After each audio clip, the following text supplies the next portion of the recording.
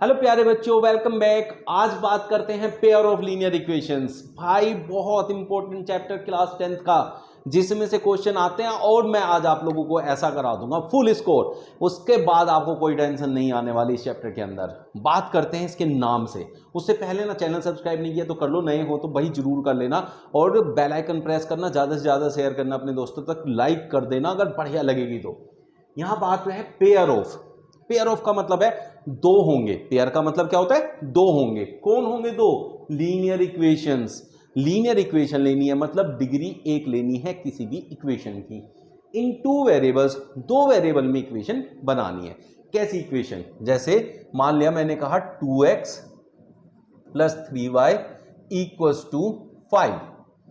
अब यहां ध्यान से एक बात देखो, अगर मैं इसको ऐसे भी लिख दूं तो भी कोई बुराई नहीं है, -5 इक्वल्स टू 0। अब यहां एक x है एक y है, इसका मतलब दो वेरिएबल हो गए, बात खत्म हो गई। लीनियर का मतलब होता है डिग्री 1 होनी चाहिए। डिग्री क्या होनी चाहिए बच्चों?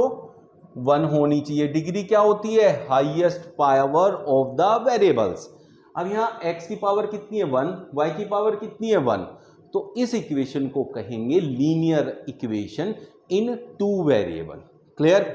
अब उसने कहा पेयर ऑफ लीनियर इक्वेशन, तो हमारे पास दो इक्वेशन होनी चाहिए। दूसरी इक्वेशन को ले लेते हैं, let it be x plus 2y minus 7 equals to 0, ऐसे करके। अब बच्चों यहां ध्यान से आप लोग एक चीज देखें, x एंड y, यहां इनकी कुछ ऐसी वैल्यूज होंगी जो इसमें रखेंगे तो इस इक्वेशन को सेटिस्फाई करेगा। जैसे x की वैल्यू को अगर 1 मानूं और y की वैल्यू को भी 1 मानूं इस इक्वेशन के लिए, तो ये क्या होगा? 2 इंटू 1 प्लस 3 इंटू 1 माइनस 5, 2 1 जा 2 प्लस 3 माइनस 5, तो हो गया 5 माइनस 5 इक्वल्स टू 0। इसको सेटिस्फाई किया कि नहीं किया? किया ना। तो पहली बात आपने सीखा कि भाई लीनियर इक्वेशन क्या होती है जो टू वेरिएबल में हो। पेयर क्या होता है कि दो इक्वेशन लेनी है। अब बात आती है कि जो ये वेरिएबल्स हैं इनकी कुछ वैल्यूज होती हैं।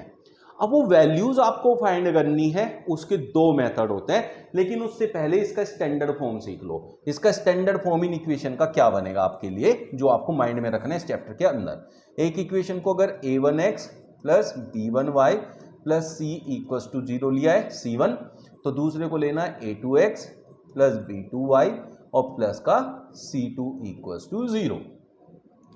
अब ये सर a1 a2 क्या घुसा दिए यहां? भाई स्टैंडर्ड इक्वेशन हो गई ax plus by plus c equals to 0। a है x का कोफिशिएंट, b है y का कोफिशिएंट, c है कांस्टेंट। ऐसे करके हम लोग एक लीनियर इक्वेशन को जो दो वेरिएबल में हो उसे लिख सकते हैं। अब हमारे पास क्या है कि यहां दो इक्वेशन हो गई। दो इक्वेशन हो गई तो इसलिए इसके कोफिशिएंट को a1 कह दिया, इसके को a2 कह दिया। इस वाले y वाले कोफिशिएंट को b1, इसे b2, c1 c2। तो दोनों की कोफिशिएंट्स और कांस्टेंट अलग अलग हम समझ सकते हैं। ये बात समझ में आ गई? ये हो गई स्टैंडर्ड इक्वेशन। अब इसके बाद हम बात करते हैं कि भाई जो आपकी linear equation in two variables है उसमें से जो x एंड y है उनको फाइंड आउट करने के कितने तरीके होते हैं। उनको फाइंड आउट करने के बच्चों दो तरीके होते हैं, एक अलजेब्रिक मेथड और एक होता है ग्राफिकल मेथड। ठीक है बच्चों, ग्राफिकल मेथड। एक अलजेब्रिक मेथड होता है, एक ग्राफिकल मेथड होता है। अब जो भी इक्वेशंस होती हैं, ये इक्वेशन है दो, इनसे जो आपका ग्राफ बनता है, ग्राफिकल मेथड की अगर बात करें, हम ग्राफिकल मेथड पे चल देते हैं। तो ग्राफिकल मेथड हमें ये कहता है कि लीनियर इक्वेशन का जो ग्राफ होता है वो एक लाइन के फॉर्म में मिलता है। ये 9th क्लास में भी हमने पढ़ा था। वैसे भी जिसकी डिग्री 1 हो वो लीनियर कहलाता है, और लीनियर इक्वेशन का जो ग्राफ होता है वो एक स्ट्रेट लाइन होती है, जबकि क्वाड्रेटिक इक्वेशन का होता है पैराबोलिक फॉर्म में। तो आपको सिर्फ लीनियर इक्वेशन की बात को दिमाग में रखना है। तो यहाँ क्या होता है कि अगर ये एक इक्वेशन है तो इसका ग्राफ एक लाइन के फॉर्म में हमें मिलेगा। अब वो दो लाइन मिलेगी, एक लाइन इससे मिलेगी एक इससे, क्योंकि ग्राफ में तो लाइन बनेगी, लीनियर ग्राफ बनेगा। तो एक लीनियर ग्राफ में से लाइन इसकी आएगी और एक इसकी आएगी, दो लाइन हो जाएगी। अब ये दो लाइन किस तरीके से बिहेव करेगी उसी पे डिपेंड करता है कि भाई कितनी x एंड y की ऐसी वैल्यूज होंगी जो दोनों इक्वेशन को, दोनों को एक साथ सेटिस्फाई करेंगी। सर इसका मतलब क्या है? इसका मतलब ये है बच्चों, एक्स एंड वाई की कुछ ऐसी वैल्यूज होंगी जो मैं इस इक्वेशन में भी रख दूं, इसमें भी, और दोनों सोल्व हो जाएंगी, दोनों सेटिस्फाई हो जाएंगी। तो वो ऐसी कितनी वैल्यूज होंगी वो डिपेंड करेगा इनके ग्राफ पे। अब समझो कि आपके पास दो लाइन है, सोचो बच्चों, एक लाइन ये भी देखो, ठीक है। अब इस लाइन को हम ले लेते हैं येलो, फिर हम दूसरी लाइन ले लेते हैं, एक लाइन और ले ली हमने, ये लाइन ले लेते हैं हम थोड़ा सा ब्लू कलर की, ठीक है बच्चों। अब हमारे पास ये दो लाइन होंगे। अब अगर ये दो लाइन जितनी जगह एक दूसरे को काटेगी, मिलेगी, उतने इसके पॉइंट्स होंगे जो इन दोनों को एक साथ सेटिस्फाई कर देंगे। बस इतनी सी बात दिमाग में रखनी है। तो दो लाइंस को आप कितने तरीके से अरेंज कर सकते हो? सिर्फ तीन तरीके से कर सकते हो। समझाता हूं कैसे। देखो, मेरे पास ये लाइन है और इस लाइन को मैंने इस येलो वाली लाइन से ऐसे क्रॉस कर दिया, तो ये क्या हो गया? एक पॉइंट पे इंटरसेक्ट कर रही है, तो इसको कहते हैं इंटरसेक्टिंग लाइंस। क्या कहते हैं बच्चों? Intersecting lines. अब ये कितनी जगह इंटरसेक्ट कर रहा है? वन पॉइंट पे कर रहा है, तो इसलिए सिर्फ एक ही ऐसा पॉइंट आएगा, एक्स वाई की एक एक वैल्यू ऐसी आएगी जो इस लाइन को भी सेटिस्फाई करेगी, उस लाइन को भी। तो इसलिए इसका यूनिक सॉल्यूशन होता है, सिर्फ एक सॉल्यूशन। ठीक है, ये बात दिमाग में सेट हो गई। चलिए अब दूसरी बात करते हैं। दूसरा कौन सा तरीका हो सकता है बच्चों इनका? दूसरा तरीका भी बना लेते हैं। अब दूसरा तरीका कैसे बनेगा समझो।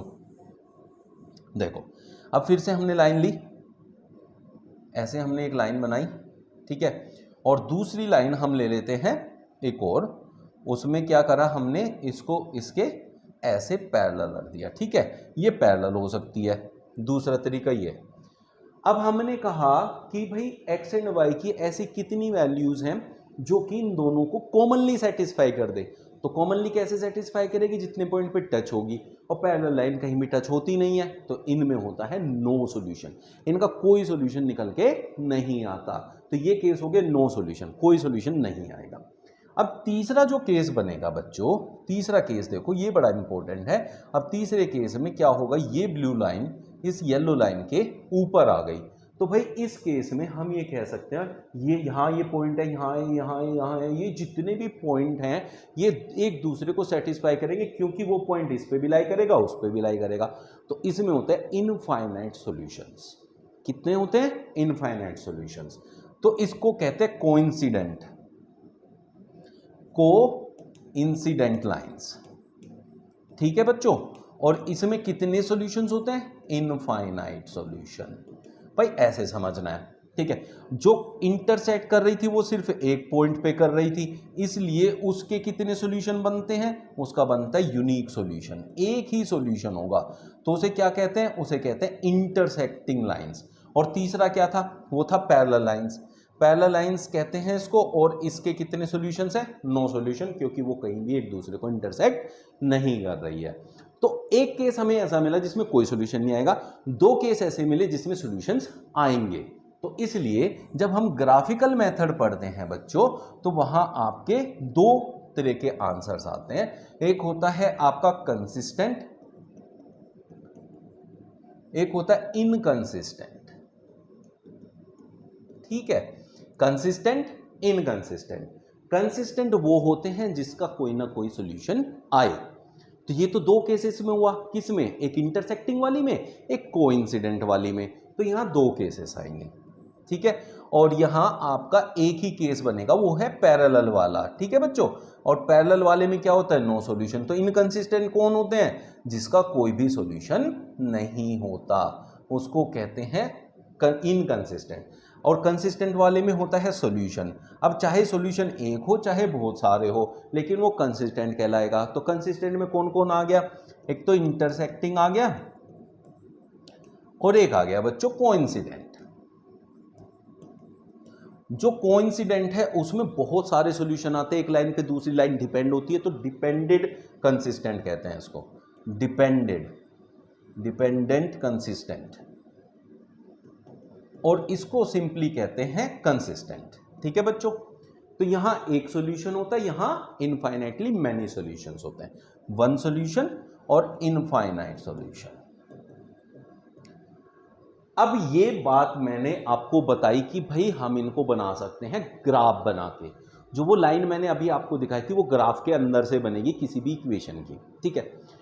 अब हमें इसमें ग्राफ बना के ही सिर्फ आंसर आ सकता है, या वैसे भी पता कर सकते हैं कि कोई लाइन आपस में इंटरसेक्ट होगी या नहीं होगी, या कोइंसिडेंट होगी या पैरेलल होगी। ग्राफिकल मेथड में ही अब हम इसको समझ सकते हैं with the help of the coefficients. Coefficients की हेल्प से वो निकाला जा सकता है। दो इक्वेशन को देख के साफ साफ पता कर सकते हैं कि कोई कोइंसिडेंट होगा या आपका इंटरसेक्टिंग होगा या पैरेलल होगा, सिर्फ आपका किसकी हेल्प से, सिर्फ आपके कोफिशिएंट्स की हेल्प से और कांस्टेंट की हेल्प से। लेकिन उससे पहले बात करते हैं अलजेब्रिक मेथड की। अलजेब्रिक में दो मेथड हमें 10th क्लास में यूज करने हैं, वैसे 3 होते हैं बट अभी करने हैं एक सब्स्टिट्यूशन मेथड